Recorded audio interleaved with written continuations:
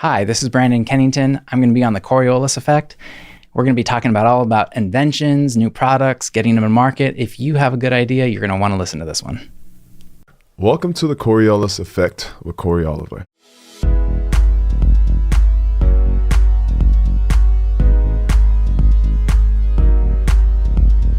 Hi guys, I'm Corey Oliver. Thanks for watching the Coriolis effect. Please hit the subscribe button below, and we hope you like this episode. Hi guys, we wanted to announce that like many podcasters, we just started a Patreon account. Visit our page at patreon.com/the Coriolis effect.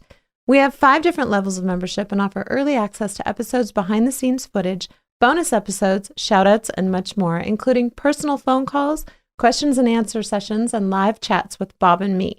That's patreon.com/the Coriolis effect. Good morning, Bob. Good morning. How are you, Corey? You mean Princess? Good morning, Princess. How are you, Princess? There's a debate going on in the studio whether or not I am a princess, which I don't believe that I take that back. Maybe I'm a daughter of the Most High King.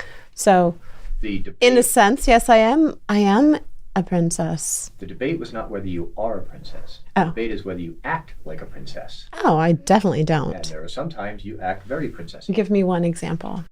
I don't like this here. I want my picture here. I want this over there. I want this. Oh, wait a minute. Actually, no, that's not how I said it. What happened, just for you folks out there that are wondering, there was a divider over in the corner over there, and all of the posters were on the ground. And I thought, well, that wouldn't be the best backdrop for our guests because the camera's shooting this way. We have 2 guests coming in today. So I was like, it would be great if we could just pull that out of there and just pop that up there. No. I would love to put a picture of you up there. Like one big giant photo of Bob. Not going to happen. Okay. Well, first of all, the only reason I call you, there's 2 reasons why I call you Princess. One is because I know it bothers you. And 2 is because sometimes you act like a princess. Okay, well, I don't think that I do. I'm definitely low maintenance, don't need a lot, don't want a lot. Just men out there, listen up. No, I'm not even men. I'm not even. Oh, you just gave me a compliment. Princess comes out, you just gotta be a little careful. Tread lightly. But 93% of the time you're good. 93. I was gonna say 98, but that's way too high. I think 98 is more like it. 93 is an A. Huh? In schools. Well, the A- in my school, but it's an A. I'm a little OCD. I am. I'm not gonna lie. I like to wash my hands a lot. Nothing wrong with that. That's anal retentive, not OCD. That's OCD. Remember when something's got to give? When Jack Nicholson washed his hands all the time? He had OCD. Yeah, I have to. Do you think that in our lifetime you'll ever agree with anything that I say? I never agree. No. The problem is I would agree with you, but then we'd both be wrong. Very funny. Okay, so switching gears because I know we have a lot to get through today, and I have a great guest coming up. He's an inventor, and he's just really one of the... He's an inventor or adventor? Inventor.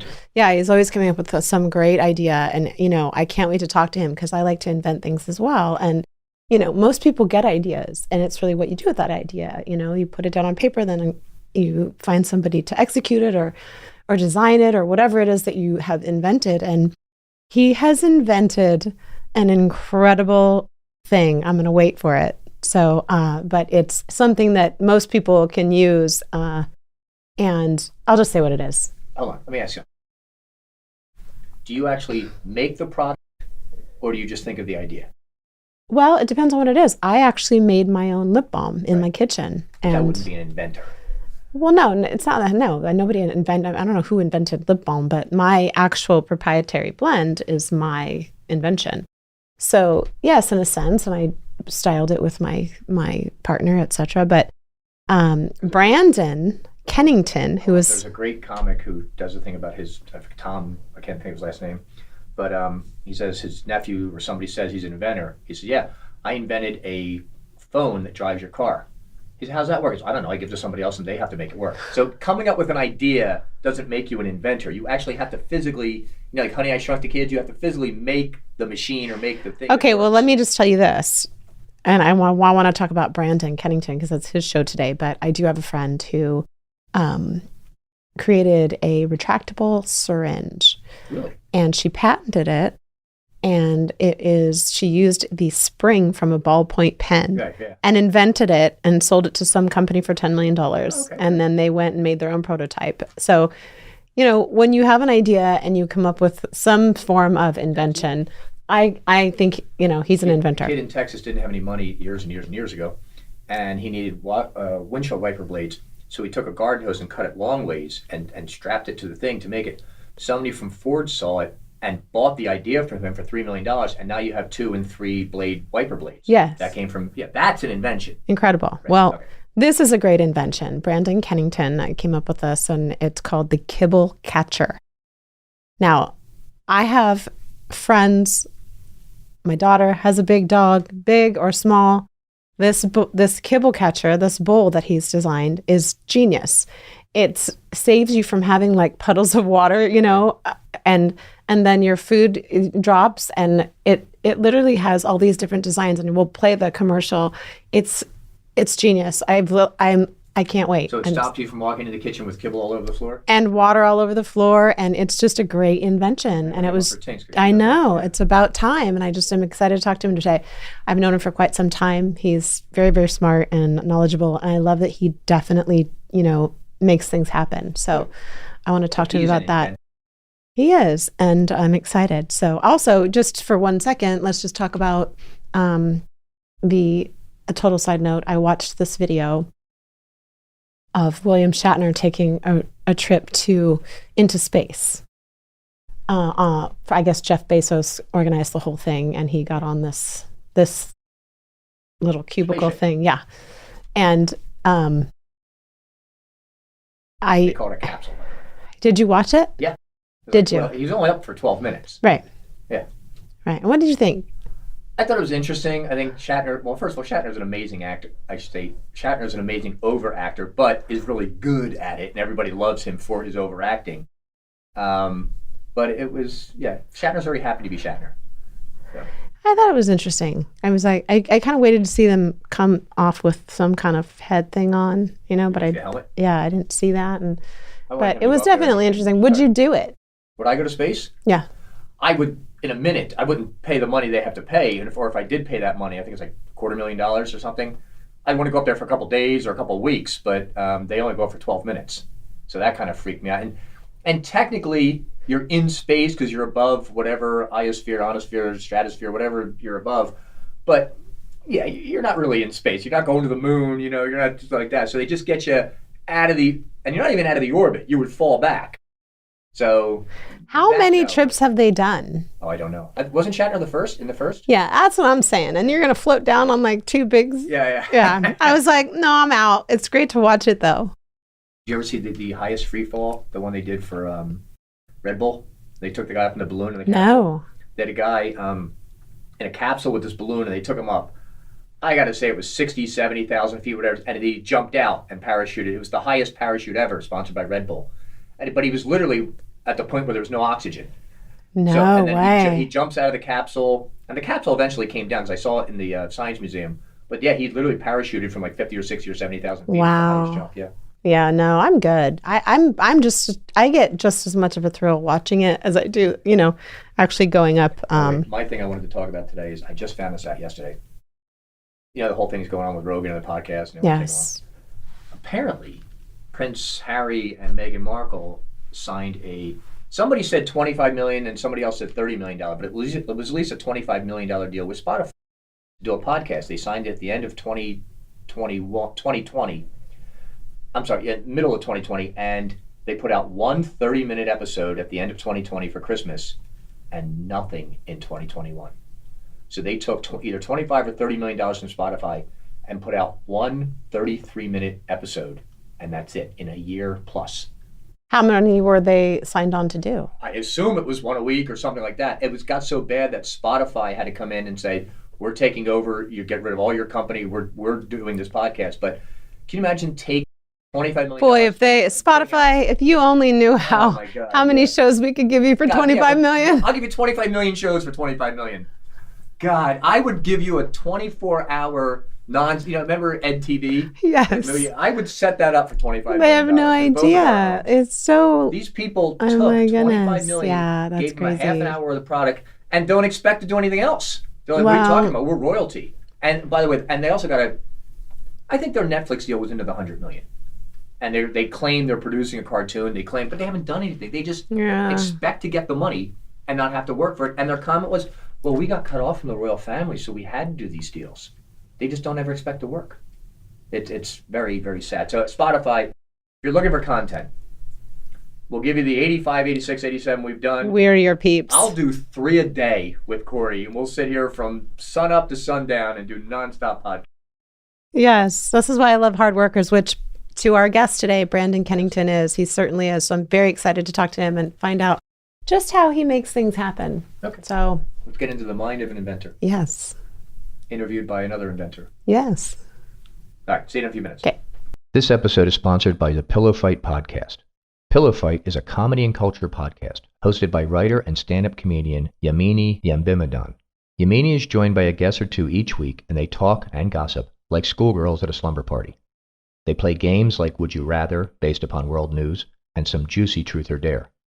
An alumni of comedy venues like the Second City and Stand Up New York, Yamini brings her politically charged and empowering humor to the Pillow Fight podcast with the aim of fostering more accessible conversations about culture and politics through the perspective of best friends gossiping at a slumber party. Listen to Yamini's Pillow Fight podcast on Spotify, Apple Podcast, and wherever you listen and download podcasts. That's Pillow Fight Podcast with Yamini Nambimidan. And check out Yamini on YouTube, Twitter, Instagram, TikTok, Fanhouse, MySpace, AOL, 6 Degrees, Flickr, Tumblr, Twitch, Tinder, Bumble, Match, OurTime, OkCupid, eHarmony, Plenty of Fish, JDate, Christian Mingle, and FarmersOnly.com. Some links are in the description of this episode. This episode is sponsored by the Simply Earth Essential Oil Recipe Box. Do you have essential oils sitting unused on your shelf? Have essential oils always confused you? The Simply Earth Essential Oil Recipe Box will help you gain confidence and clarity in using essential oils to help make your home essentially toxin-free. You will receive a recipe box with 4 pure essential oils, 6 recipe cards, and extras. You will learn how to use your essential oils while making the recipes created by certified aromatherapists. You will also save money and detoxify your life. Buy from a company that changes the world, since Simply Earth gives 13% of all profits to end human trafficking around the world. Simply Earth's essential oils are affordable, 100% pure, and come from the best farms all over the world. They are GC-MS tested by a third party to ensure purity. And all of Simply Earth Essential Oils recipes are tried and tested by an in-house certified aromatherapists. Using essential oils to support your wellness doesn't have to be overwhelming. Have fun making your home essentially toxin-free with Simply Earth Essential Oil Recipe Box. Plus, get a free 80 milligram essential oil diffuser when you subscribe at simplyearth.com/Corey. That's simplyEarth.com/Corey. Subscribe to Simply Earth today and make your home essentially toxin-free. All right, let's start the show. Good morning. Good morning. Good morning. I'm very excited. I have a dear friend here today, Brandon Kennington, who is an inventor and the owner and president of BlueKube.com. Cube with a K. Yes, BlueKube.com. And he has a genius invention. All of your inventions are incredible. I've been following you for a long time. And it's been a while since I've seen you, so welcome to the Coriolis Effect. Thank you very much. Yes, and he's right down the road. Didn't even know it. Yeah, 2 minutes away, really. But you have designed... He's the only inventor I know who shows up without his invention. Send him back to go get it. Well, he has so many of them. Like, you can't tote all of your inventions around. I mean, you're just such a creative, and I love that about you because I love to invent too. And I want to talk about inventing, and just people get ideas all the time and how they put it down on paper, and just your process and how you invented this amazing kibble catcher, it is called. We'll explain that a little bit more in detail. But first, we have a word that you have to try to figure out. It's a phobia word. We don't live in fear here, but Bob, this is Bob's favorite part of the show, so go ahead. Go ahead, Bob. Always qualified. I'm going to play a word. I'm going to spell the word. I'm going to have Siri or Alexa say the word. You got to tell me what it is. Let's see if I get this right. Canisphobia. Canisphobia. Canisphobia. Canisphobia. Canisphobia. Canisphobia. Well, the word canis comes to mind. I'm thinking cannabis or something like that. So I'm thinking maybe the fear of Either smoking pot or the effect of smoking pot? No. Okay. Fear of dog bowls. Fear of dog food. So close. Fear of water on the ground. No, you had the first part. Fear of Dog bites? dog. Stop. Fear of dogs. Fear of dogs. Yeah. Oh. Canis is Latin for dog. Of course. Yeah, that does make sense. Guest related. Well, they're always guest related, but yes. But that was actually a good guess. That was a good guess. Well, welcome That today. would, by the way, that'd be cannabis phobia. Yeah, Right. that would make sense. Right. Canis is where you get canine. Yes. Yeah. Thank you, Bob. I'm sorry, Corey. You're a It's your wealth show. of information. And a gold mine of original thought, don't forget. No, I wouldn't go that far. Anyway, I'm very excited to have you here in studio. Last time I saw you was a couple years ago, and you had another invention which did very well. And so I just want to talk to you today about the one you brought, which is in the corner, and we're going to pull that out in a minute. But just inventing in general. So many people get ideas, honestly, throughout the day, a lot of ideas. And it's really what you do with that thought in taking it captive, putting it down on paper, and taking the next step to actually bring it to fruition. And I just want to ask you your process, because you are so creative. Oh, thanks. Yeah, I meet a lot of people that have awesome ideas, and they're, I think we've all had that experience where you're like, oh, that was my idea, or if I only knew what to do with it, a lot of times they don't know what the next step is, or so. I come across all sorts of walks of life of people.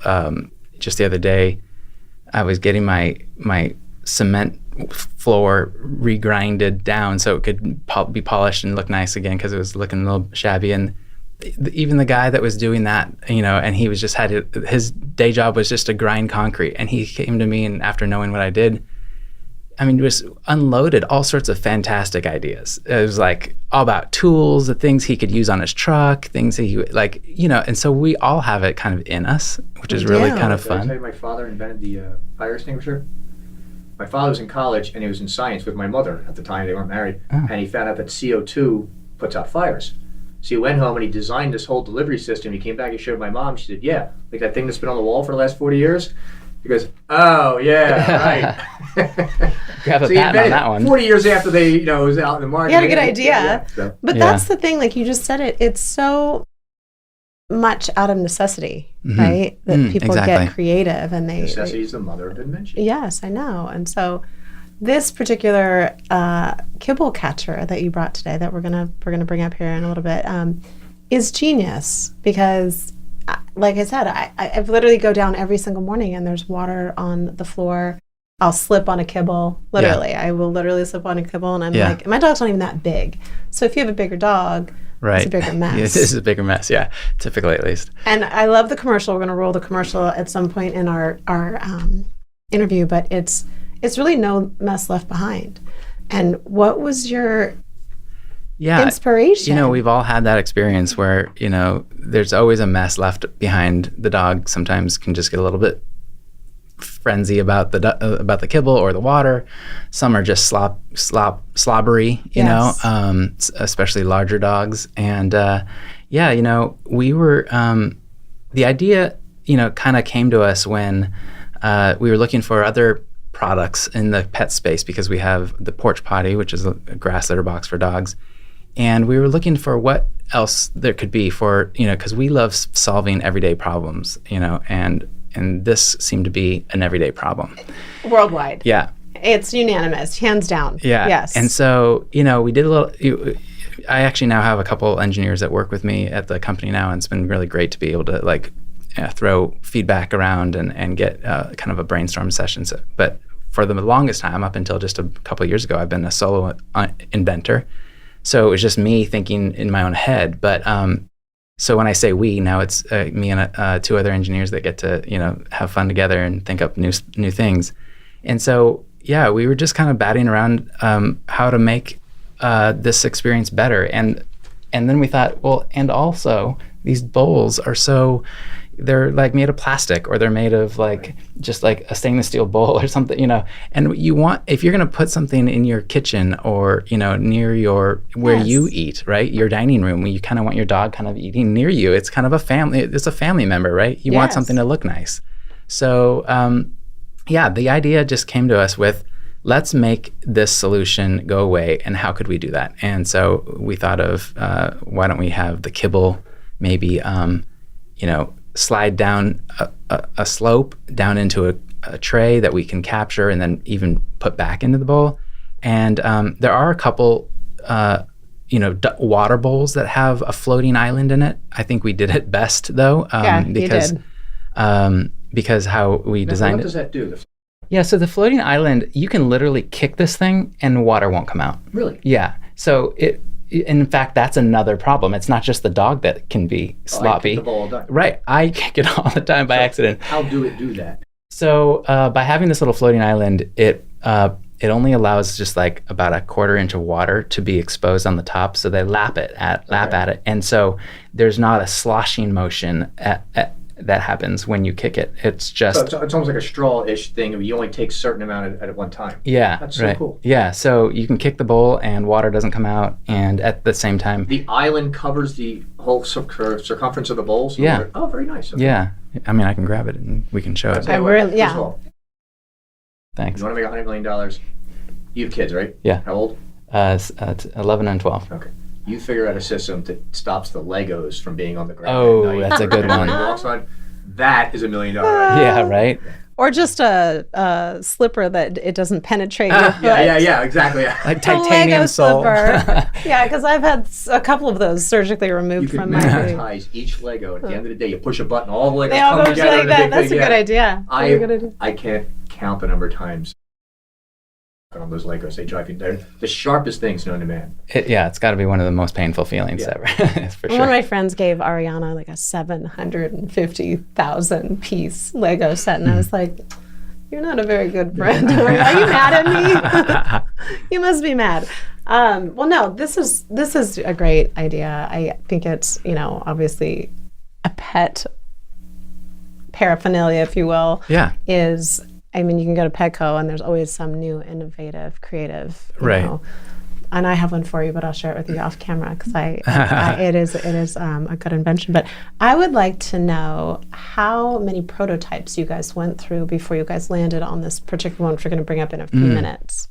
In this particular one, it was about a year of, I would say 6 months of prototyping and R&D.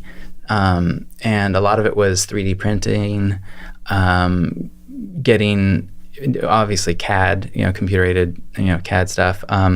We did we even bought, some items off, you just start going on a shopping list with Amazon and seeing what's out there and what worked, what doesn't work, what we can improve, what maybe some good ideas that other people have thought of. A lot of times, being an inventor isn't always having to reinvent the wheel from scratch. It's totally okay to go get ideas from what other people have succeeded with.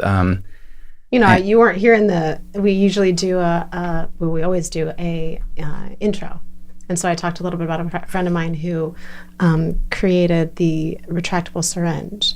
Oh. And then she sold the prototype to a big company for like $10 million, and then they made it on their own. But she used a ballpoint pen spring. Exactly. Yeah. So it's like, such a great example. Don't let anyone tell you that you can't do something because it's out there. Yeah. I mean, and inventing is an art in a way, right? Yes. And artists would tell you that, at least some of them, I think, would say nothing we do as artists is completely original. Everything is an influence from something else you've seen, a technique you've learned, and we just bring all of our life experiences into one moment. My life experience is different than yours and everybody else's, so we all are influenced by so many other artists, other people, and just how we live through life, and then we bring that experience and wisdom into a product, and to see it kind of come together and flourish, and then the smile you see on other people when they use it is the best feeling. Oh, it is. You went through a lot of prototypes, right? Oh yeah. So are there any designs that didn't work that you can talk about? Like, we tried it with this and it was not going to happen. yeah. Or is it always refining it to make just cleaner and better? Yeah, we there was some issues with the floating island. One of the things you struggle with as an inventor is the engineering part of it, right? So And one thing about plastic, because the bowl, the floating island is a plastic, is that you need to have a draft on it, which means that it has to have an angle so that it comes out of the tool well enough, because it can't. It has to be able to come out of the manufacturing process. But in order for it to slide smoothly up and down, but not rock left and right, we had to make those walls extremely flat, and we just could not get those to print right because the 3D printers are just not that accurate. And the other thing is the island kept flipping over, and so that was a problem. Like you need to have it always up in the orientation it needs. And the dogs would probably be a little apprehensive if they push down on it, or air would kind of float to one side and it would flip it upside down or flip it over, and that is as soon as it goes sideways, it doesn't float up and down correctly.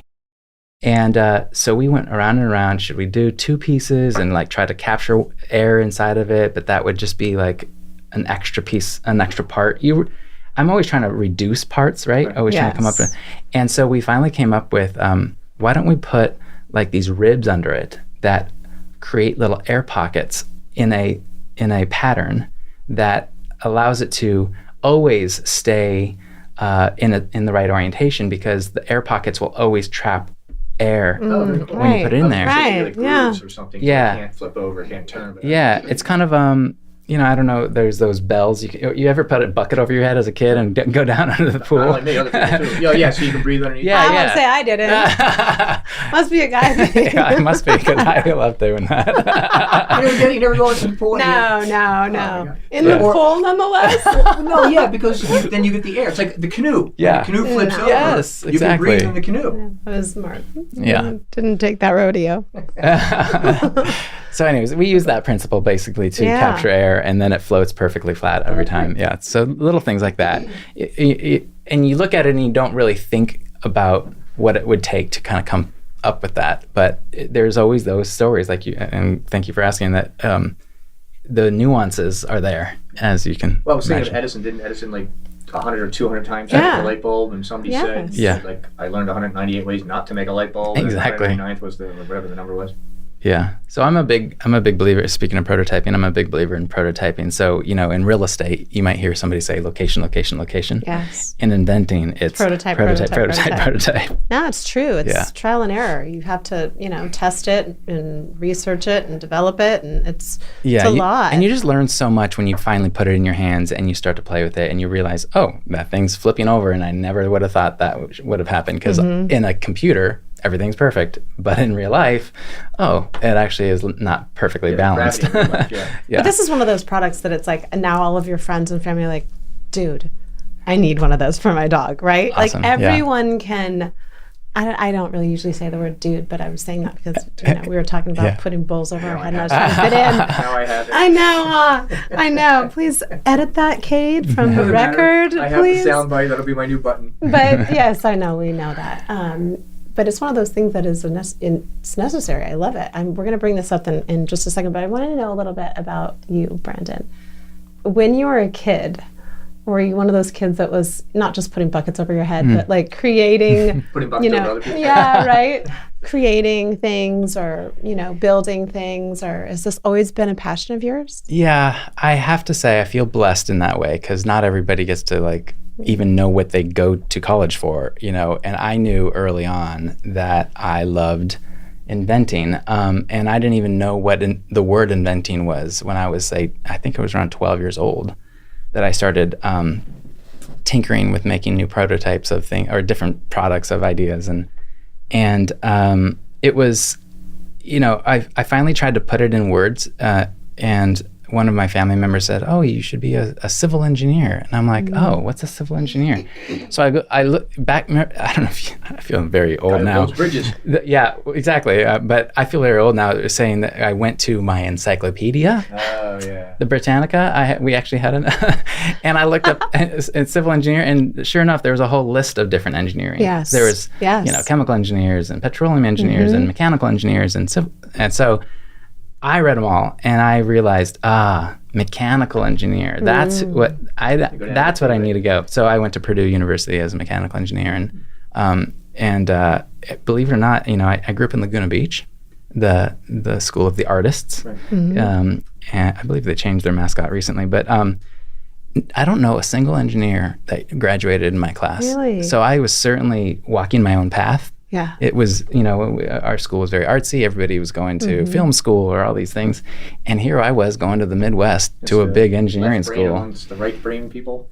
Yeah, I guess. I mean, engineering certainly is very analytical, and I have that. But I do also see the art side of inventing. So I love the hybrid version of it. So, yeah, I started kind of pulling things apart and trying to put them back together. I remember as a young... Reverse engineering it all? Yeah, I mean, I took apart my old roller skates and tried coming up with something unique. I had Wings. Right, yeah.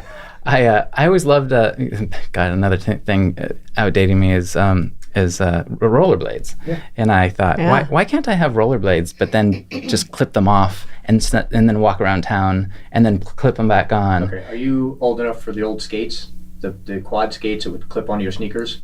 The four wheels? So when we were No. kids, We Tell had me about those, it. yeah. it had this metal chassis that had quad skates, metal wheels, everything was metal.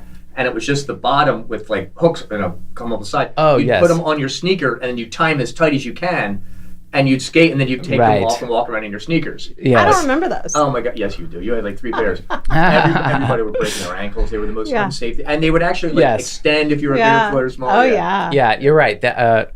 Breaking your ankles does seem likely for that Yeah, yeah. because there is a lot of forces going on there that I And actually they're not learned tight, a lot. they're not Yeah. part of the boot. Yeah, right. So I remember specifically, if I actually have this notebook still, I'd love looking at my old notebooks and seeing drawings that I did when I was like 13 years old. And I have this drawing. It was actually my first time I learned how to use CAD. I went and took a class at a community center because I wanted to express myself better, and I wasn't a really good drawer with pens.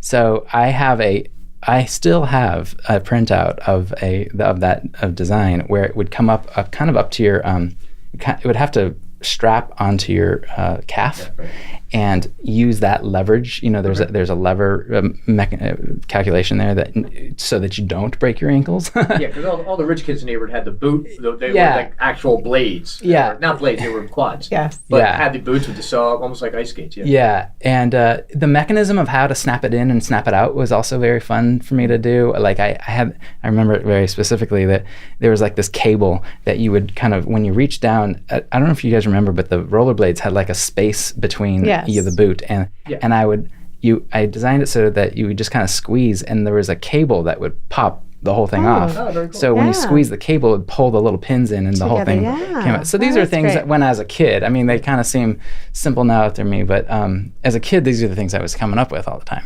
And I remember one time I was always late for school, getting up because I had to get up early for water polo practice. You And played Oh, water you just polo. said that. Oh, yeah. Ariana played yeah. water polo. Oh, okay, yeah. And it's early mornings, Early morning, dark. yeah. It Oh, gets yeah. it's still dark out. 3 months ago in that chair was a gold medalist in water polo. No way. Yeah. Amanda Longan. Amanda Long, yeah, from Yeah. the one in Tokyo just last year. Oh wow. So you got up. So I just had really a lot of hard times getting up, and so I got this device. Gosh, another thing. It Or was an alarm clock. no, it was Make this really loud noise when you had to get up, and it was set to the time of the day. You could change what time it was. It was the greatest invention. it was great. Yeah. No, it was the clapper. Do you guys remember the Yeah. clapper? All the time. Yes. So they had the best commercial, That by the old way. bitty lady. Yes. It was all nasty and just go. Yes, Face, exactly. And she would be like, and her clap Yeah. was like, she couldn't even get her Hands together, yeah. Yes. Anyways, I got one of those for Christmas one time, and if you remember, there was 2 plugs you can plug into it. It was a dual plug, and there was a little switch on it to either respond to clapping and all the lights would turn on, or there was even, if you flipped it to the other mode, any sound would turn on the lights. Right. Yeah. So I thought, how about if to really force myself to get up, I would plug this into the wall, plug all my lights into it, set my alarm.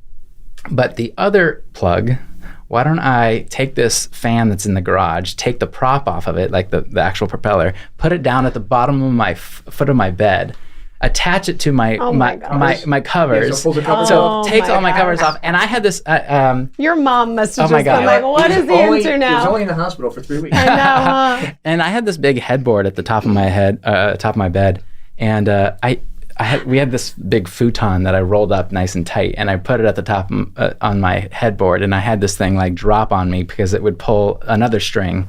And the whole thing was like a big Rube Goldberg. I don't know if you guys are familiar with Rube Goldberg. Yes. It was such a Rube Goldberg experiment, which I ended up joining a Rube Goldberg club. Oh my like, gosh. Honey, I Shrunk the Kids, or all the contraptions, or the beginning of Back to the Future, how they fed Oh, yes, I love it. The Yeah. toast would come up, yeah. Yeah, the toast. I love the Yeah. toast. D.H. Lawrence said, a thing you truly believe in cannot be wrong. And so when you really do think of something like this and your inventions, you really commit to it. You really Yes. do believe in yourself and know that it cannot be wrong. If you just continue, you'll find a way. Right? As with life, really, right? Yeah. Are your kids inventors as well? Are they? Well, my son is in engineering class right now, so he's doing an engineering class, so he's enjoying learning some of the basics. So we'll see. I think he likes it.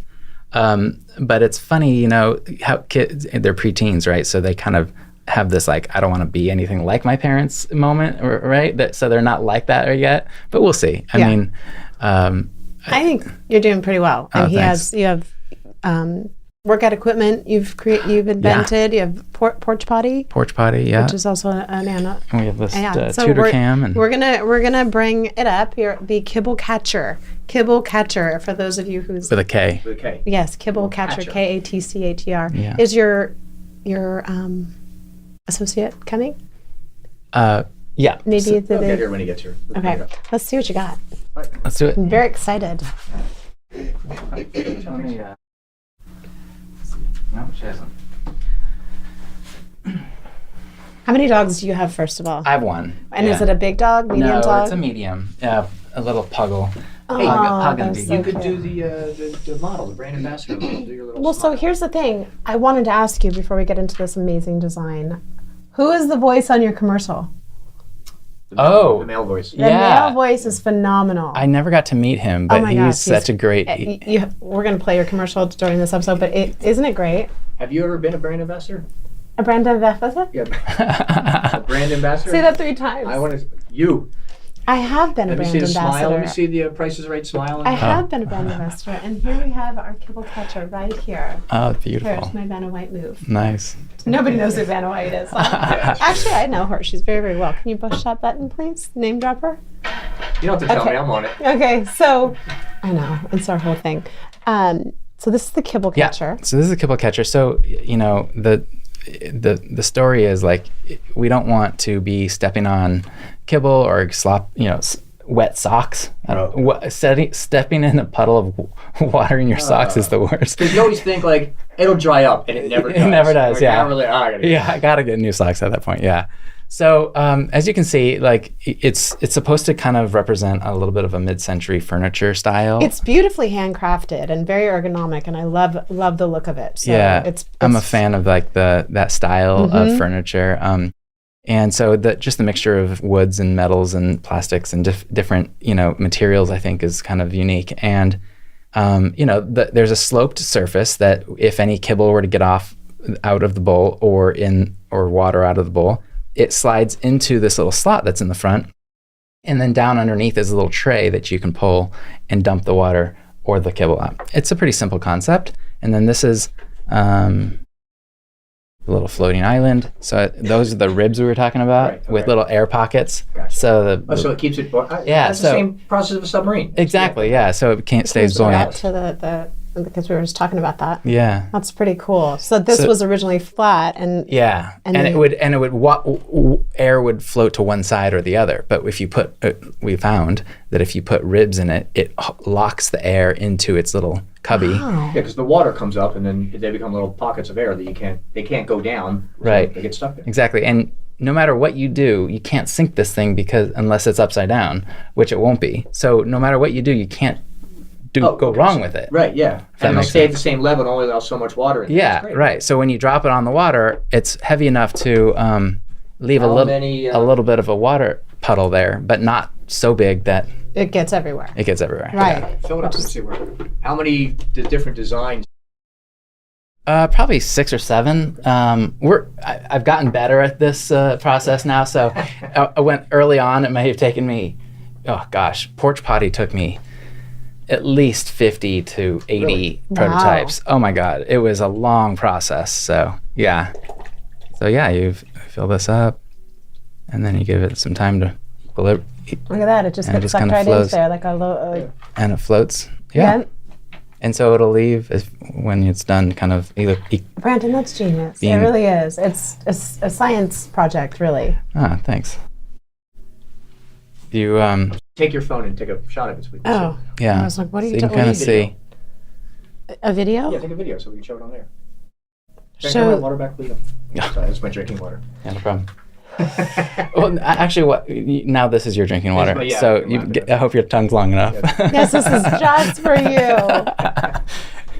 That's very cool. It is very cool. It's again, it's one of those designs that goes with everything. It's kind of a Yeah. modern, mid-century. Now, after you look. sell your 100,000th unit, you partner up with the NFL and you put the team logos on it. Oh my God, you'll sell. There you I think go. in Chicago alone, with the Bears sign, you'll sell 100,000 in Chicago. Or the Niners. For the Niners, Just yeah. saying. Yeah, they're out. Okay. They're out. Read the room, Corey. and so does the Kibble Catcher come in just this color? Or does it have Right now, different we're colors? just launched with the light color, and the thing we're doing right now is we're putting it out on Kickstarter. Okay. So we're in the middle of a campaign at the moment, and we chose to go with Kickstarter because it has a strong community. I mean, yes, it is a great marketing technique to get the word out about it, but more importantly, we wanted to hear what others thought of the idea and then give us feedback. Also offer any color changes or features that they might like, So this is new for us. I've never done a Kickstarter before, and I'm enjoying it so far to see how tight knit this community is. For everybody that doesn't know what Kickstarter is, and I'm surprised how many people don't know, because when I reached out to all my friends and family that were doing it, and they're like, "What's Kickstarter?" Yeah, because I got sent the link for our mutual friend, and thank you, mutual friend. We love you. And I went on to try to buy like 5 of them, and I couldn't figure out how to Right. do it. But the Kickstarter, then I can go on and donate. Right, and you get one basically as a Right. reward for a certain reward tier. Right. That's how they work. Yeah. Is this something that you'll end up taking to like PetSmart or Petco or Target, Walmart. Yep. Amazon or Maybe we do really well with just going straight to the customer.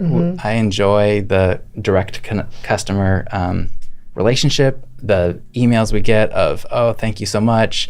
This has really helped us." And You probably have a big it's email such a great database from the from the porch potty. Yeah. So there's it's a big ball of wax when you open up your products to other retailers, like big box retailers.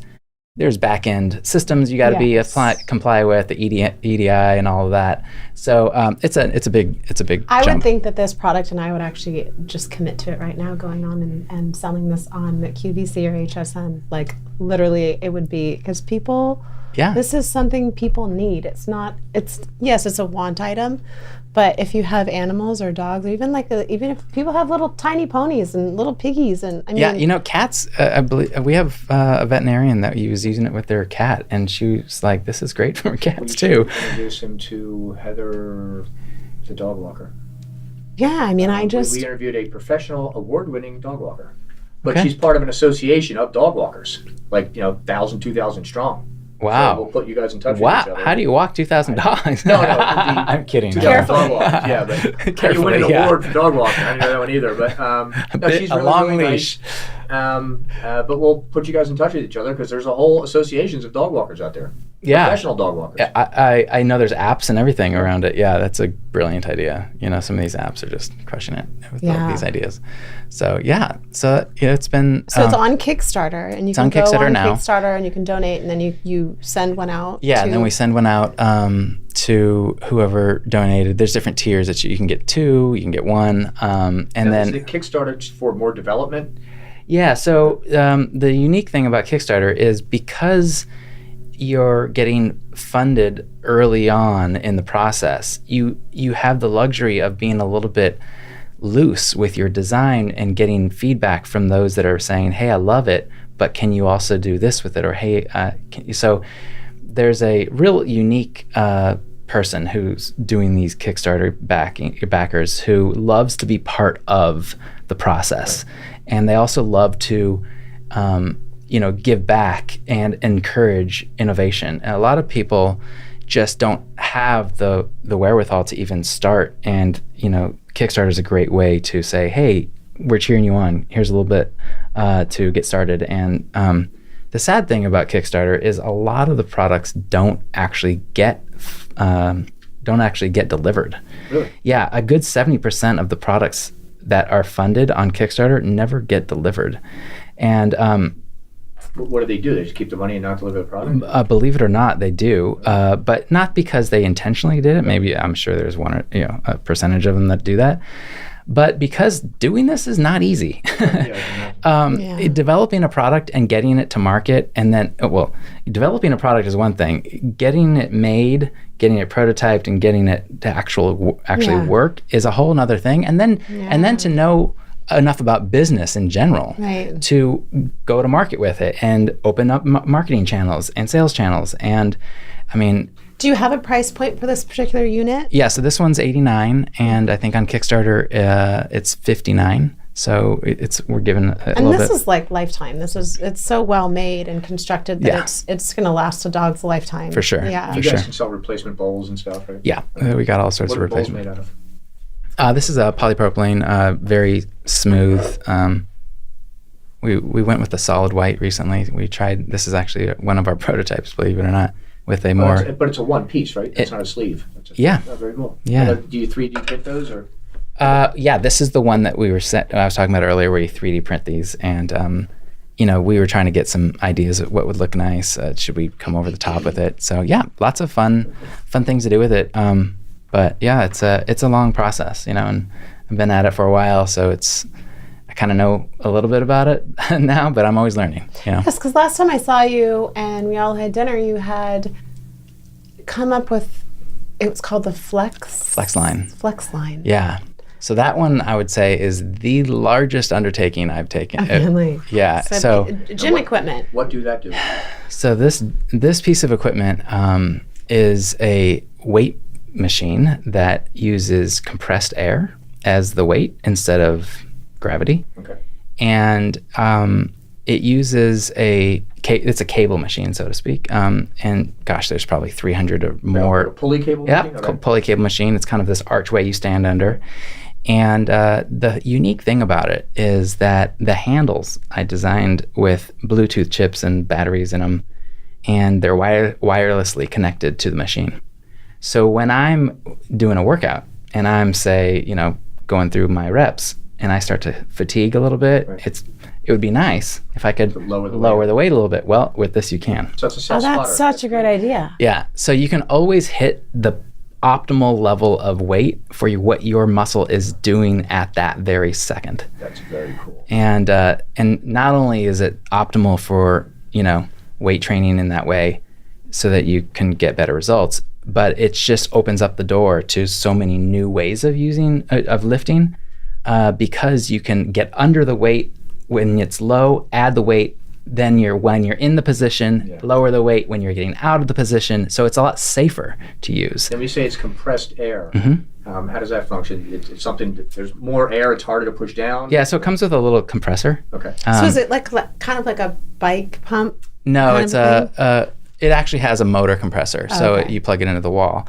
and it's pretty quiet. It sounds like a refrigerator running, and but the in the tube, the more air it pushes in, the harder it is exactly. to get through that air. Okay. That's right. So if what happens is, from an engineering perspective, when you hit the plus button or the minus button on the handle, you open a valve, and the valve either lets air rush into the air piston, which you're pushing against, and adds pressure, and then it gets harder. Or if you hit the minus button, it opens a valve and air gets released, and so it gets lighter. So that's Have you figured out the minimum, maximum pounds? It goes 300 pounds. It goes up to, or yeah, it goes. If you're using all four cables, it can go up to 350 pounds, and we have a larger air cylinder that goes even higher than that. So I wouldn't be able to do it. Yeah. So one of my questions for you, though, Brandon, is you have a company called BlueKube. Yeah. And you are an inventor. And I'm sure people come to you all the time with ideas. How hard is it for you to pick which ones to move forward with?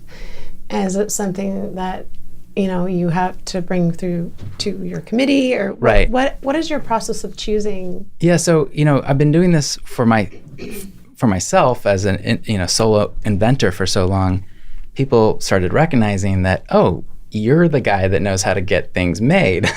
Yes. So I do get people coming to me all the time, just even word of mouth. I don't really advertise for it much at all, actually.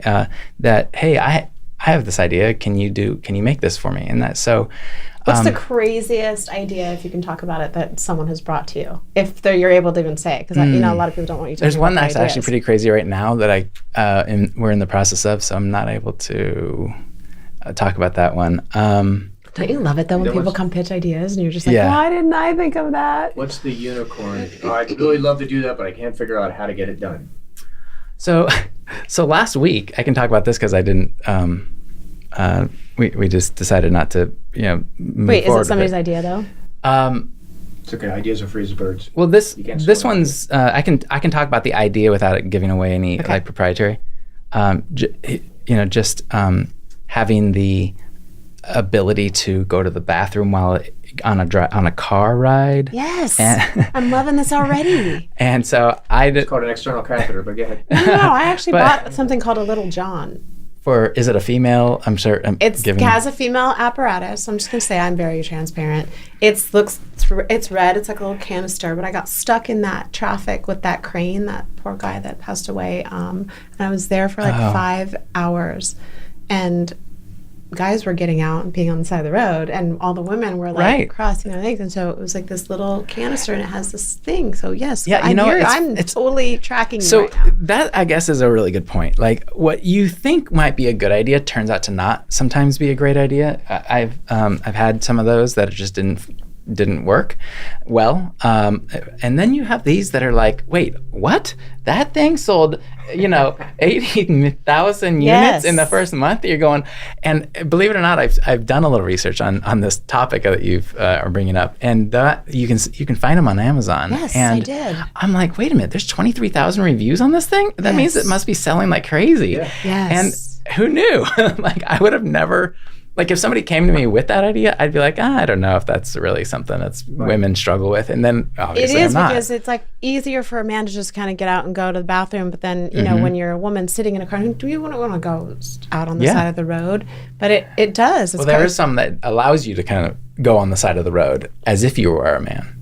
Oh. Yeah, there's like this little cup with a little tube that comes out the bottom of it, and you basically stand there as a woman and go in the bushes Okay. and just be So like, women can write their name in the snow. yeah, exactly. That's what it's for. It's called the Snow Rider. My first wife was the snow rider. Really? Yeah. My first wife was addicted to QVC, so we had moved back east, and I'd come home, and she's there, and I'm watching QVC, and there's this lady on it going, I was in my basement, and I found this I found this scrap metal, and I just turned it in as cookie cutter, and I have the cookie cutters, and you're like 10,000, 11,000. Yeah. I'm like, you're home all day. You I know. can't invent something like go downstairs, find something, go sell for $20. So true. And it was literally, I think they sold like 35,000 that episode alone. Yeah. I pitched my ex-husband a show. He and I would go back and forth on this because he knows I'm right. And it was the greatest idea. I was like, there should be a show on dating, and somebody should.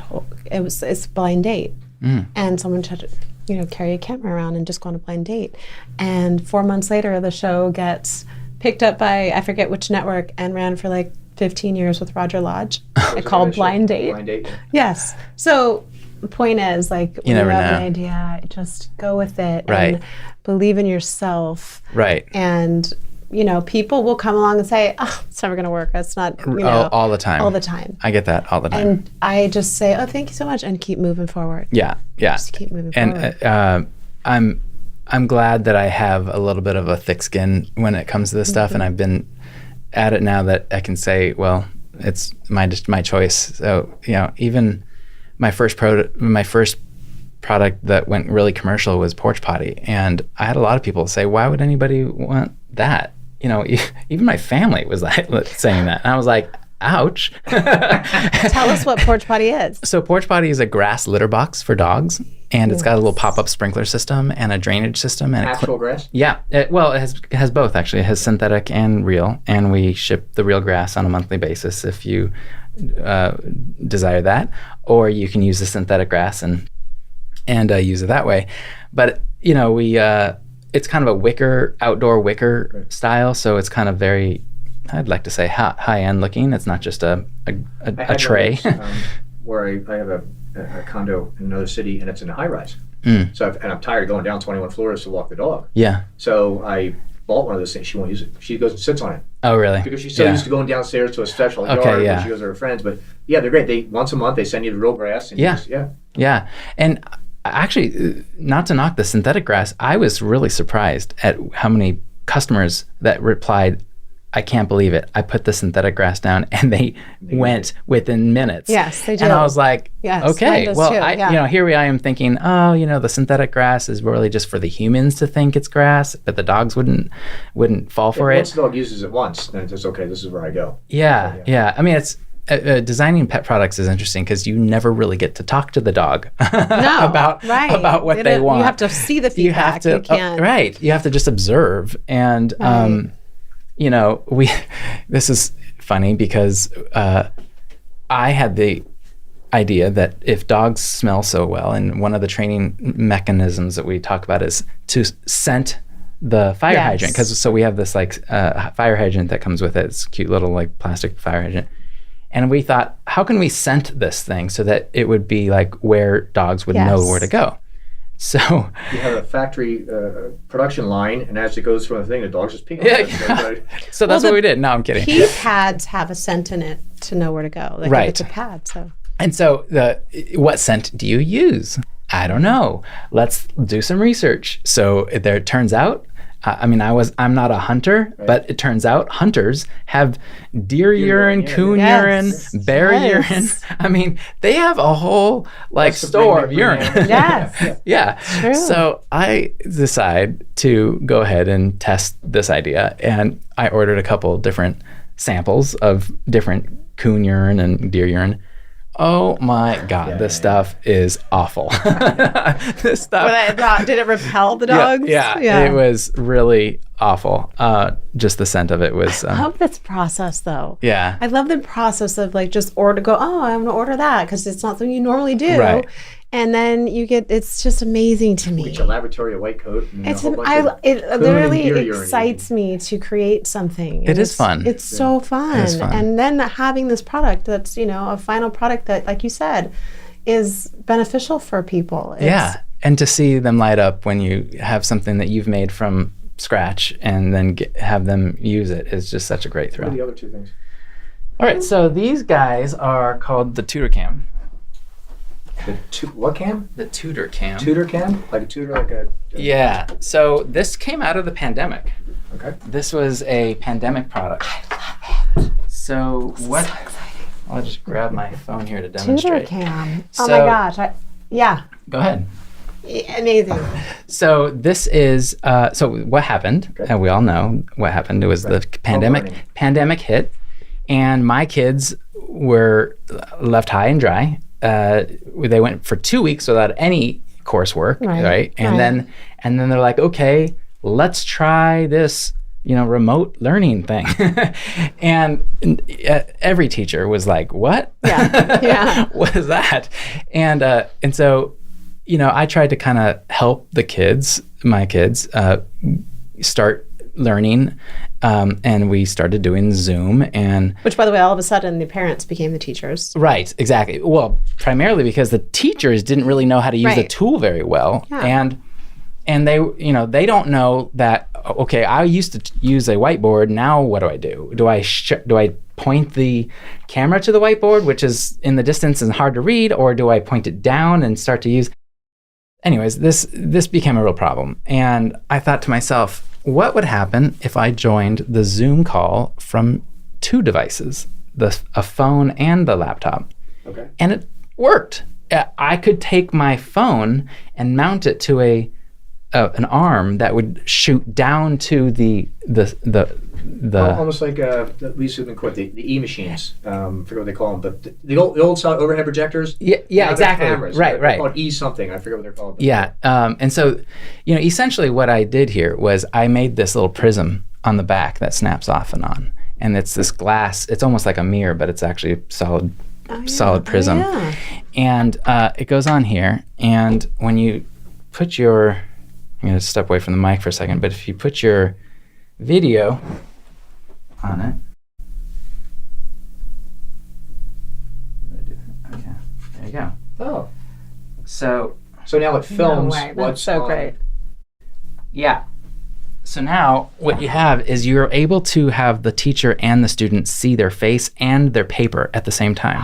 That's so cool. So you're able to do math homework with them, see if they're, you forgot to carry the one. Yeah, because they weren't being So able whatever to do that. Yeah. You put this underneath. It's so whatever you put literally- underneath, it literally just shows it. It's a virtual way of them walking by their desk and saying, hey. Yes. It's so, and right. one's for phone, one's for iPad. Yeah, so we made more of like a heavy duty one that is strong enough to, use a large device, and this one's kind I of bet like the a foldable. schools are loving that. Yeah, so our schools said we give us as many as you As you can. can. 10,000. Yeah, not 10,000, but enough to So cover. each kid has one of these, or each teacher would have one Teacher. of these. Yes. Okay. And students, because the student could use it on their end. Right. And so the reason why we called it Tutor Cam was because it made a lot of sense for tutors, right? Because at that time, if your kid had a tutor, they weren't seeing your tutor, so they were doing it remotely. Yeah.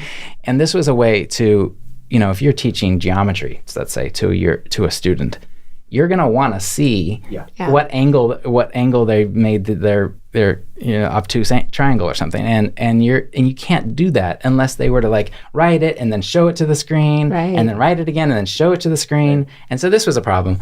We've now gotten better with the tools that we have, and the teachers are now getting better with what they have. So, and of course the pandemic is coming to, well, maybe not the pandemic, but say it. Just please say it. coming to an Please say end. it's coming to an Let's end. just make that right now Stamped here. and approved Yeah. on the Coriolis effect. Yeah. So, well, at least the kids are back in school. Yes. So when they weren't in school for that whole year, there was these were being used a lot. So Oh, it's such a great idea, isn't it? Now, how did you manufacture them? You form the parts and. yeah. So we work with a lot of factories that do different. I would call them materials or trades. So we have one or two people that are really good with metals. So I have one guy who's just awesome with plastic, and they make the tooling and stuff. And we build a relationship with the guy that I've been using for plastics. I've been using for 13 years. I know him very well, and he's always spot on. And so you develop these relationships over time with all these different factories, and then it allows us to move quick, right? So you don't have to go develop those relationships over and over again.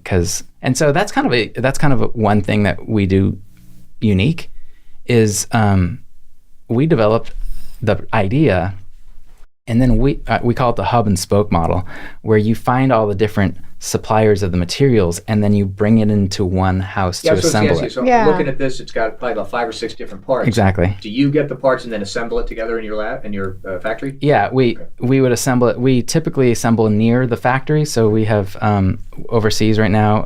We're actually really trying hard to try to find ways to bring it back to the U.S. I was going to say, is a lot of this stuff getting stuck on the boats? It's really a struggle right now with all the boats and the supply chain. I mean, it's real. It is real. Yeah. Struggle is real. Hey, So- we got to invent something for that. Yeah, right. You've been a boat that can unload its cargo without anybody helping. it. Right? So most of our stuff is made in China, and we have really good relationships with those factories. But we'll see what happens with the geopolitical uncertainty. That certainly is scary for me, because this is my supply chain. Right. Yes. And if we someday don't have that, that's going to be a big shakeup. So we are looking for backup suppliers in the U.S. and Mexico right now. Now looking at the one on the right, is that cable plugged into it, or is it part of the machine? Oh yeah, so this was a light. A light shows up in here. a light. Yeah, which is actually gone, isn't? Now that I feel it. So it's an LED light that gives light to the surface, and we, we found that if you put a light any particular location, the shadow of your hand was a problem because you would, and so we found that by putting it on the spine here, there was always no shadow. No shadow. Yeah, so we put it on the What spine. would that retail for? This is also 89. Is it just one, or do they come together? No, one each. separate. So Two, a small yeah, one two and a different. big Yeah, one. big and small. So Yeah, 89 for the big one, and the yeah, 69 for this one. Mhm. That's very cool. I like it because I'm always looking for things to put stands my iPads and my iPhones on the desk Yeah, because I'm tired of them. But I think it's great. yeah. That's Thanks. so great. Give me $69. It allows the teacher to be more involved too. I mean, that would be frustrating as a teacher not to be able to see your kids, assignments and your works, and Right. So it's a great idea. And surprisingly, a lot of people started using them for doing cooking tutorials Yeah. and craft material. During the pandemic, my daughter did those little iron-on Yes. circles that you put an iron on it, and she was doing this craft with all of her friends in a Zoom meeting, and they were doing it together. That's cute. And telling each other, "Oh, you should use pink in that spot," because that would look great. And they were just using the TutorCam as their craft Yeah. tool. You can buy those on your site now, or Yeah, TutorCam.com TutorCam? or TutorCamPro.com. Sorry. Are all of these inventions though on BlueKube.com? Yeah. Okay. Mhm. So, So they're we- all on. That's your main. Yeah, site, you can BlueKube. find them all What I there. love about you, Brandon, is that you have so much, many diverse products. A lot of inventors will stick in the same genre. I'm going to take these down. Yeah. I think he wanted me to take this off the table, but and Oh, it's heavy. Yeah, it's got a good solid base to it. you have like a lot of different products. You walked in with two of these. You may be walking out with one. You're my gift to you. I got to tell you, when I was in high school, I came up with this idea called button covers. Ooh, Literally. that's cool. And like 2 years later, somebody made button covers. And then Cover your buttons on your shirt. there were button covers where you literally just like pop it on. It's sort of like passe now, but you just could change the look of your buttons. Oh yeah.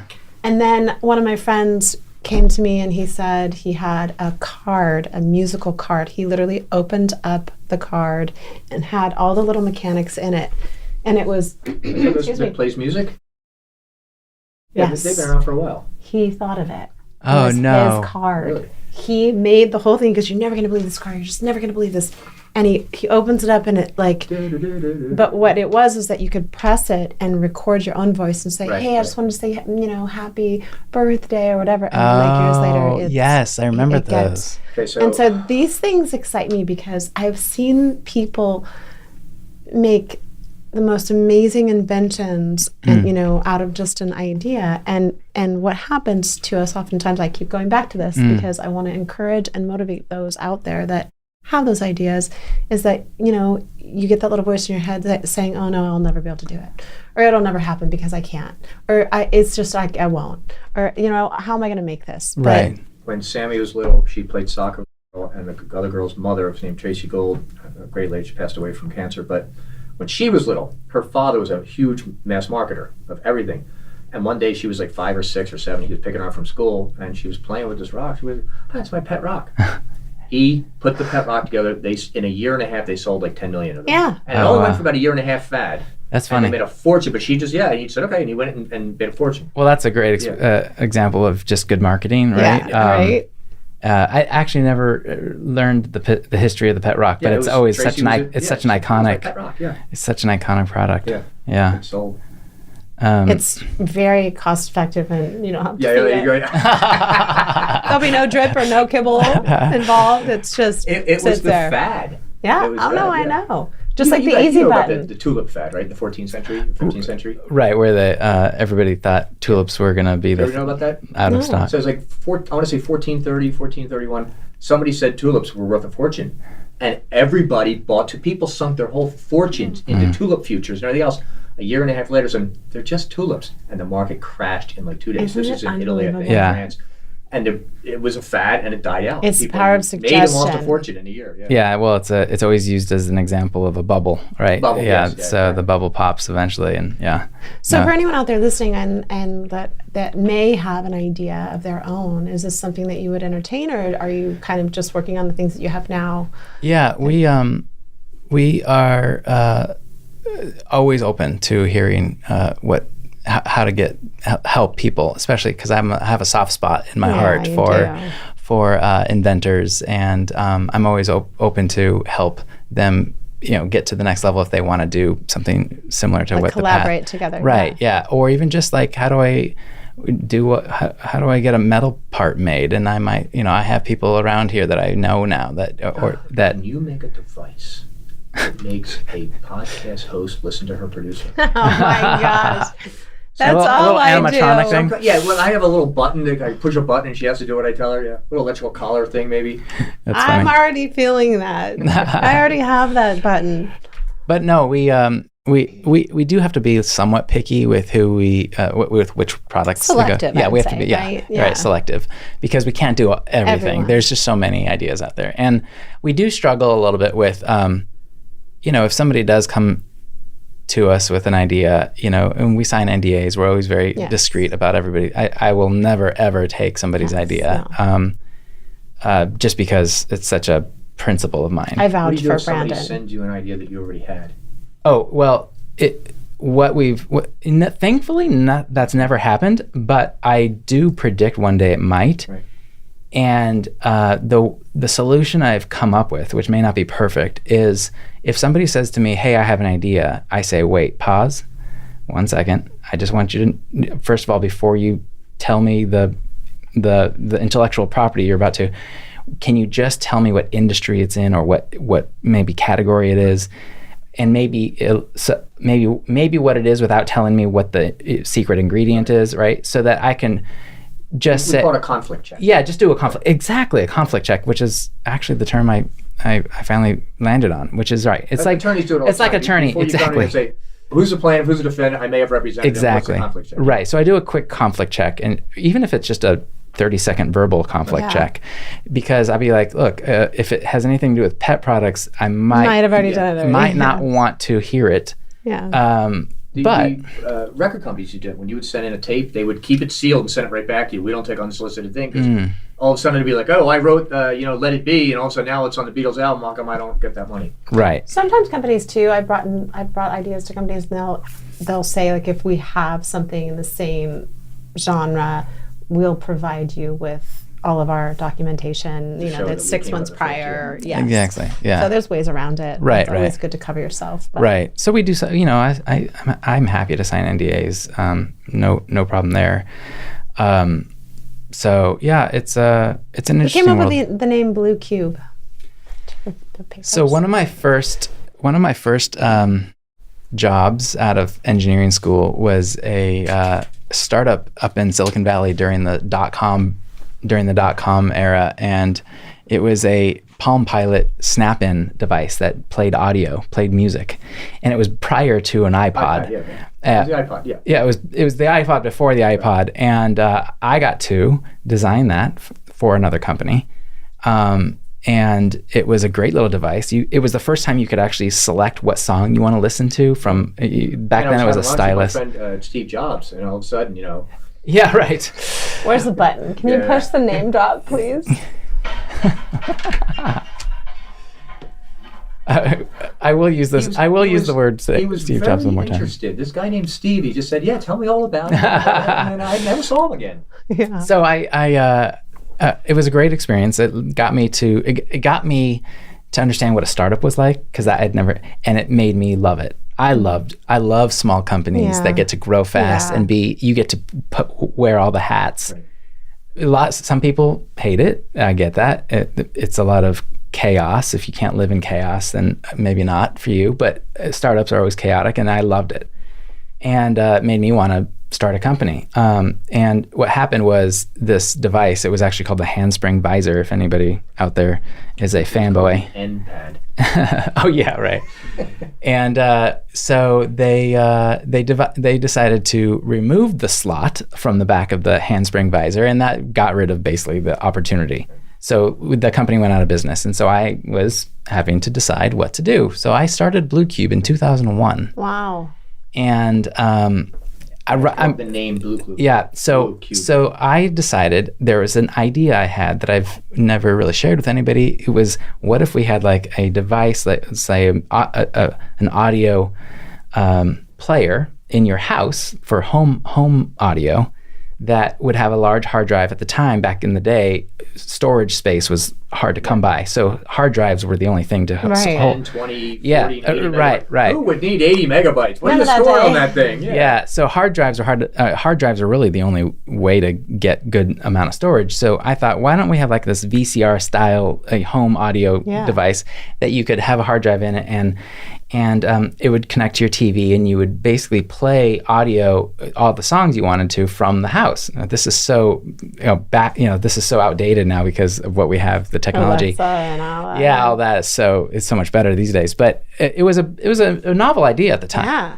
And I thought one idea I had was, why not have like a little keychain that you can kind of keep on your keys with a little cube on it? And I thought it would be cool to be like a little blue cube that you had a button that if you were in the car and listening to the radio and you loved a song and you wanted it to be on your home audio collection, you would just reach under for your keys and push the button on the keychain, and I figured out that if you timestamp that moment and knew which radio station it was on, there was actually records of every song ever played on every radio station. That's like Shazam. Yeah, it's like Shazam, except Shazam uses a very high Right. technology of. Wait, there's a list of yes. every song? Yes. Yes. And people can get to that? Yes, it started because they needed to keep track of the licensing Yes. fees, Yes. the ASCAP and BMI. Yeah, exactly. So all of this was there in this database, and you could pay a little bit for access to this. And so I was like, hey, this could be cool, like a little device that you could it's always there because your keys are hanging in your, now we have these button keys Right. fobs that start the car, but it was always there. You could push the button and it would remember the timestamp, and when you got home, it would sync up and know what song you were listening to. So, anyways, this little blue cube of a keychain was kind of our logo in a way, and I thought, BlueKube, and not just spell it with a C but with a K, because my initials were Brandon Kennington, BK, so I used BK as You want to stay away from BlueKube. BK, but go ahead. Yeah, I right. love it. And then I got more financially savvy and realized the word BK is for bankrupt. Yeah, that's not good. So No, Brandon, always. you're such No, it's the other BK, inspiration. Which is what? BK, I don't know. Oh yeah. So there's. It's a great name. Thanks. And you have great products, and I'm excited to see more of your inventions. Well, you say you're an inventor. Yeah. I'm always creating stuff, and Yeah. I created a lip balm. I Yeah, I love created the a lip balm. company with my ex-husband called Tomboy Designs, and that was sports lingerie. Cute stuff, not stuff that was. Did you say sports lingerie? sports lingerie? I did, and I have. Well, the story behind it was kind First of of a all, fun women story. wore it, but it's for men. Yeah. Well, no, it was like cute stuff that you could, not lingerie, like, you could wear some of it to the game. Like, in fact, we produced it Wow. and sold out in the East Bay magazine. And 99.9% of our buyers were boyfriends and husbands. Yeah. Ah. Literally, it was a phenomenon. And then I ended up getting divorced, and it just didn't pan out. And then Alyssa Milano did something similar. But it's a huge market, especially for like college football, and so I'm always coming up with ideas like that. And so for me to have you here today is such a blessing, because I love to hear how the mind works, and I also love that you just go for it, and Thank you. Everyone should. I mean, it's really, you can be driving or in the shower or doing whatever, and you come up with an idea, and I would always tell people, put it on paper. Yes. Just put it down on paper first, the idea, put it Right. down. It all starts with a sketch. Yes, it all starts with a sketch, and then take the next step. Just do one step a day. Yeah. And before you know it, you have this kibble catcher sitting here. Right. Yeah, it's true. The process is interesting. I've started to see the patterns over so many products now.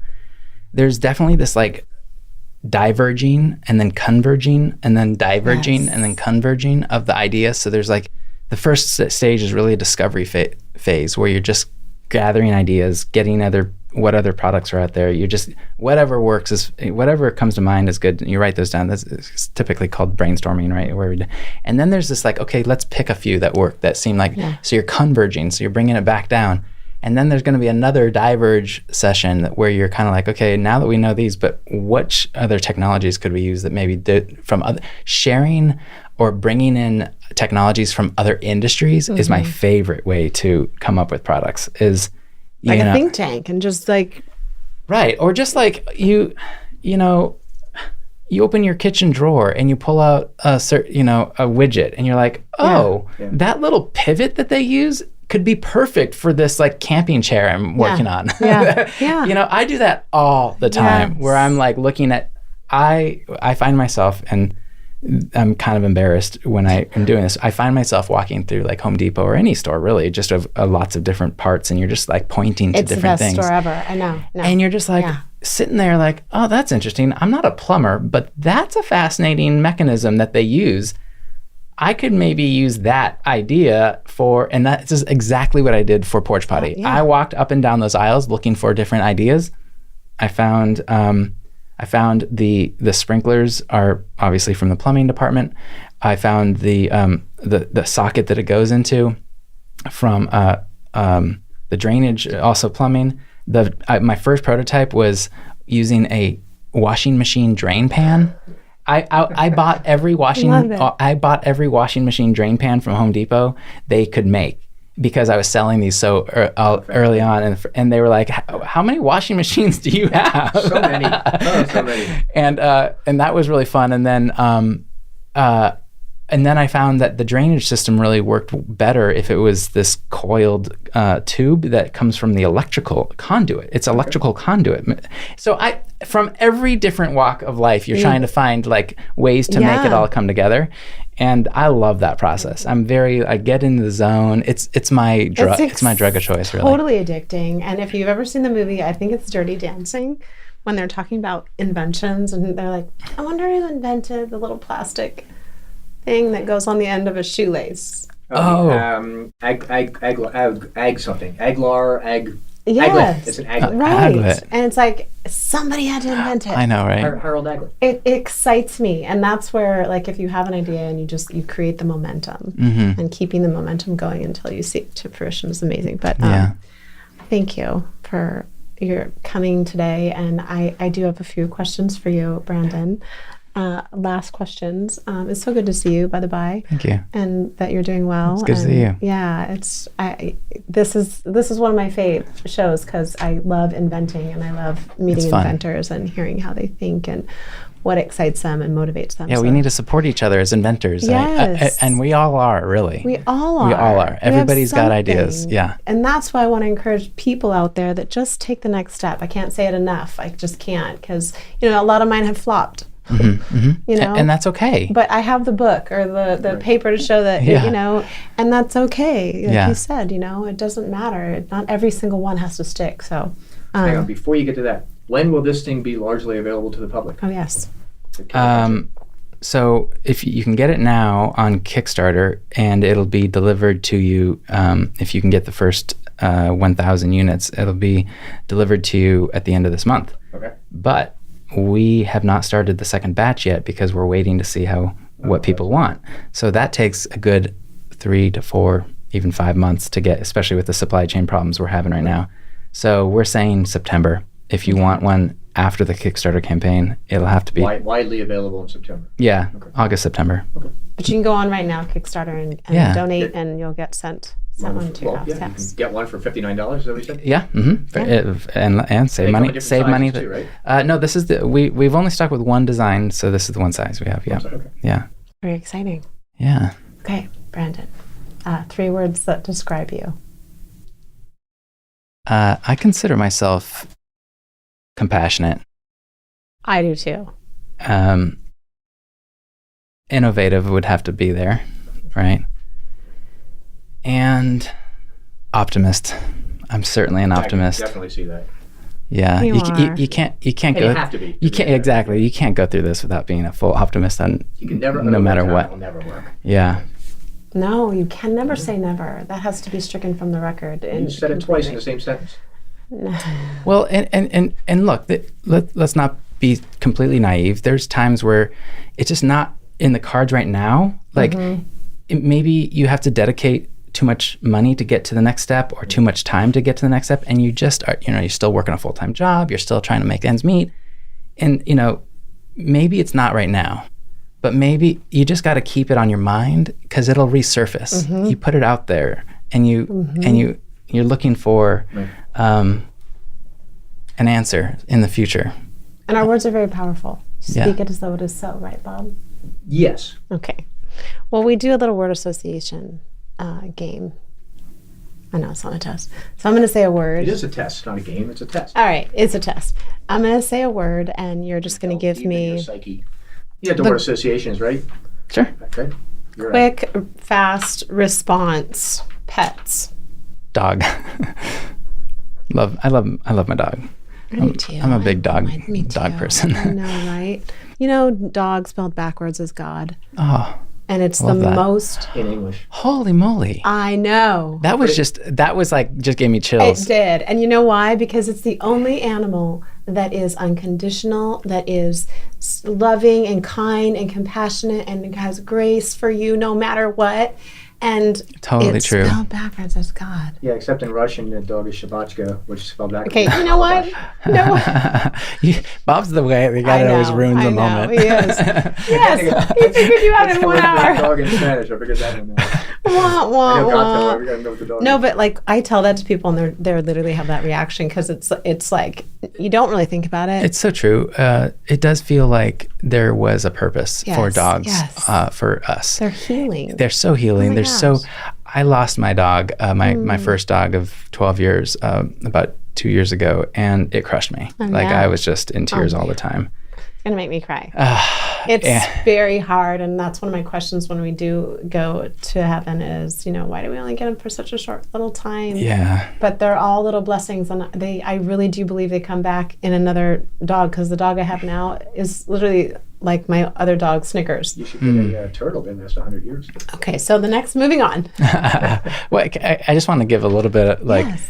So when she died, it not only meant so much to me because who she was as part of the family, but she was the reason why I started the porch potty. She was the reason we lived in West Hollywood without a backyard. We had a balcony, and we had a lobby you had to walk through to go let the dog out, and down the stairs and out the elevator and all this. And so I'm like, gosh, we need to have like something I can put out on the balcony so I don't have to wake up 3 times a night and let them out. I'm with you. Yeah. So, and I just feel so much. So I feel blessed from that, and you're right about this, like this connection, and the God connection is amazing.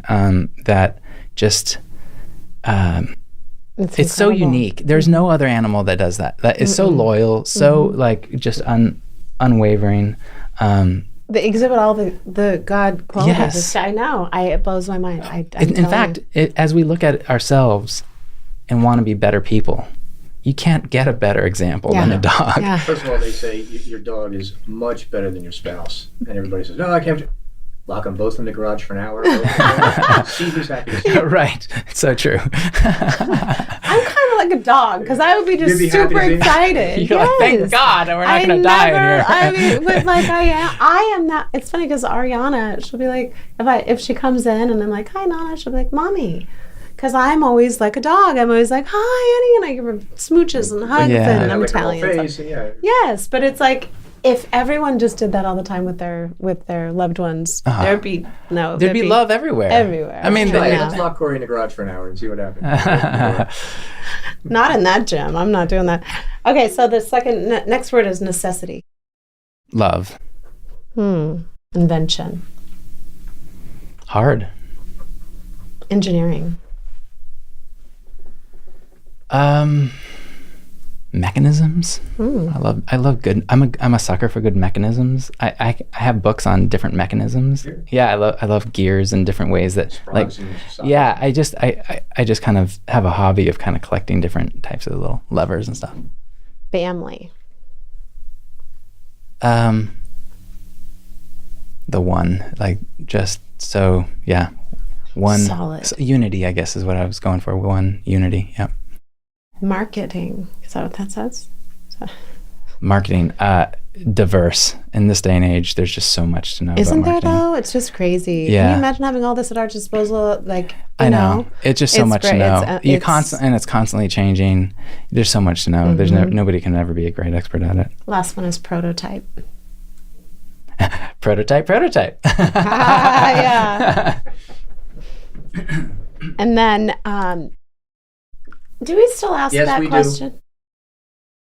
I'm not even going to ask Brandon that. Brandon is happily married and an amazing. We usually ask what a Pushing into the mic. celebrity, who your celebrity crush is. But No, I'm we going to ask changed who it. your. Oh, we did? Yeah, remember for the last 50 episodes you've been saying who inspires you or who. This is exactly right. So, Thank Brandon, you. I pay who attention. inspires you other than Bob? First of all, you can answer either one. Either your celebrity crush. which no, is probably- let's do who or inspires who you. inspires Who you. inspires you currently? Well, the I mean, most? I'm glad I got a second one because the celebrity crushes don't go. I'm not. Yeah. Nothing but getting in trouble. Well, I mean, There's nobody. It's not even like a thing anymore. It's like, So who would you say currently is a real big inspiration for you? how could you not be inspired by this guy named Elon Musk? Yeah. Okay. I mean, holy moly, the guy Yeah. is like. By the way, that's my wife's celebrity crush. Really? Yeah. And I mean, recently Jordan Peterson has been really inspirational Yes, to me. really love him. I love his. Yes. I love his He just thought-provoking. did a 4-hour on Joe Rogan last week. Last to it. week. Yeah, it's a good one. Because he's been on a few times, Yeah, Joe. this was a good 4 hours. You really get into him. Yeah, I mean, actually, just recently, I always loved his thought-provoking ideas and what he talked about in his book, but more recently, just some of the deepest things about humanity and our meaning in life. I was like, whoa, he's going. He's and when he going speaks, in. he speaks very sharply. You understand Yes. him. He's very articulate, and he's just wonderful. You can just feel his heart when he speaks. Yeah. You feel his heart. Yeah, and it's almost like how could you take issue with anything he says because it's so logical, so straightforward. He puts people he's on a 30-city tour Yes. over the next couple of months. Yeah. He's such a. Oh, I'm going to the one in Long Beach. Yeah, later in March. There's a scripture, and it says, "I've prepared you for a time as this," and it just reminds me of him because he's certainly, sharing what God has given him in so many ways and pulling people together. And that was our whole purpose of this show, was to bring people united and not be so divided in this world today. Because as we know. I love his take on God and his journey he went through in his life. It's very inspiring to, I think, hear other people go through struggles of what it means for you spiritually. And I think we've all gone through that. You read the book, 12 Rules, right? Yes. My favorite one, as I talked about, is don't raise your kids to where you hate them. Right. Yeah, so he said, don't ever have your kid do something which would make you hate them. You're like, yeah, you're right. Knock it off. So. Yeah, you don't want your kids hating you. That's No, a good you don't one. want to hate your kids. So you don't want your kids to do anything you which ever would hate a make kid? you hate them. Right. I'm saying if they weren't your kid, would you hate them if they did that? Yeah, don't let your kids do anything which would make you hate them. If they This were is what I love when Bob gets real excited and he starts going like this and like his hands are. The hands going. She's making it up. I sit here quietly and stoically. I know you do. Well, Brandon, we're so grateful for you, and we're thanks. so thankful that you came today, and look forward to your next invention. And I'm going to go on and get myself I'll probably get my grandpuppy. I'm obsessed with my grandpuppy, Bailey. That's Bailey, that's the golden retriever. I want to see more pictures of this cute She's puppy. just amazing. My daughter, got her in her second year in college. She's now graduated. But I will say this: when your child gets an animal, and you get to see how they raise this animal from a puppy, and you get to see what kind of a parent they get to be. Aw. I'm so proud of her, and I'm just so grateful to see that, all the little things that she's done and the love she puts into this dog and the training and the commitment, right? Yeah. It's a commitment when you get a puppy. And so I've been blessed to watch that. So I'm definitely going to get Bailey one of these. So Yeah. thank you, Brandon. And it's nice to see, yourself, all the things you help Yeah. teach her, Yeah. as a parent. It's crazy. Yeah. It really is, and it's like, and they just become this little parent. So it's fun and exciting, and you have a ways to go. But I will leave you with this. I tell people this all the time. And we're out. No, children spell love Time. Amazing. That's it. I love that. Right? That's how they spell it. Time. So Yes. enjoy the time you have before they go off to college. And thank you for coming today. We are here for you. So any other future products that you have, please bring them by. And Yeah. and thank you. I'm so happy to have been invited, and I'm here to help. If anybody out there wants to chat about what the pros and cons of patenting things are, or how to get started, I'm like I said, email you at they can email me at bkennington. That's BKENNINGTON at BlueKube with a K.com. BlueKube.com. Yeah. So. and we're out for good. This time I mean it.